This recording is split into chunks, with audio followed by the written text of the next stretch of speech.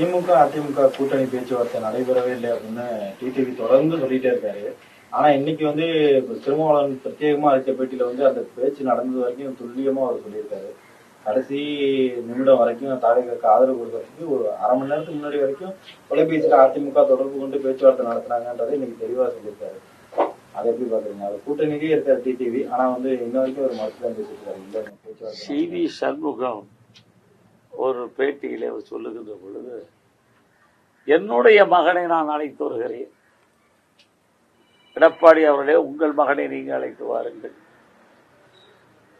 இந்த கட்சி திராவிட முன்னேற்ற கழகத்தோடு கூட்டணி வைத்து ஆட்சியை பிடிக்கலாம் என்று சொன்னீர்கள் என்று என்னுடைய மகன் தலையிலே கையை வைத்து நான் சொல்லுகிறேன்.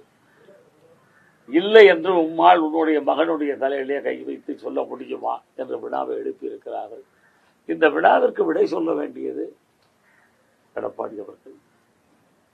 அதை பற்றிய உண்மை நிலவரங்களை சி.வி. சண்முகத்திடத்தில் கேட்டால் தெரியும்.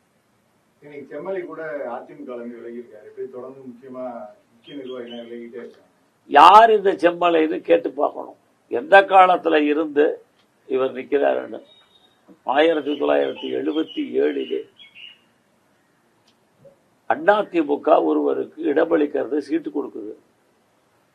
ஆனால் செம்மலை அவர்கள் அந்த வேட்பாளரை எதிர்த்து நிற்கிறார்கள்.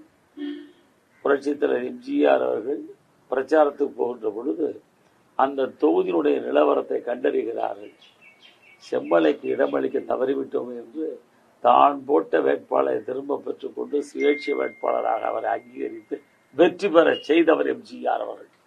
அவர் இங்கே அந்த கட்சி எங்கே ஜெயலலிதா கிட்ட இருந்தது?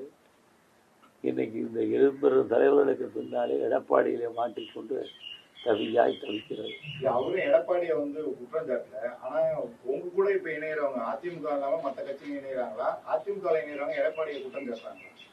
சார், இங்க அவங்க குற்றம் சாட்டா பேட்டி அவர் கொடுத்திருக்கிறோம். கொடுப்பது நான் கொடுப்பதற்கு எனக்கு தார்மீக உரிமை இருக்கிறது என்பதனால் இந்த கேள்விகளுக்கு நான் விடையளிக்கிறேன்.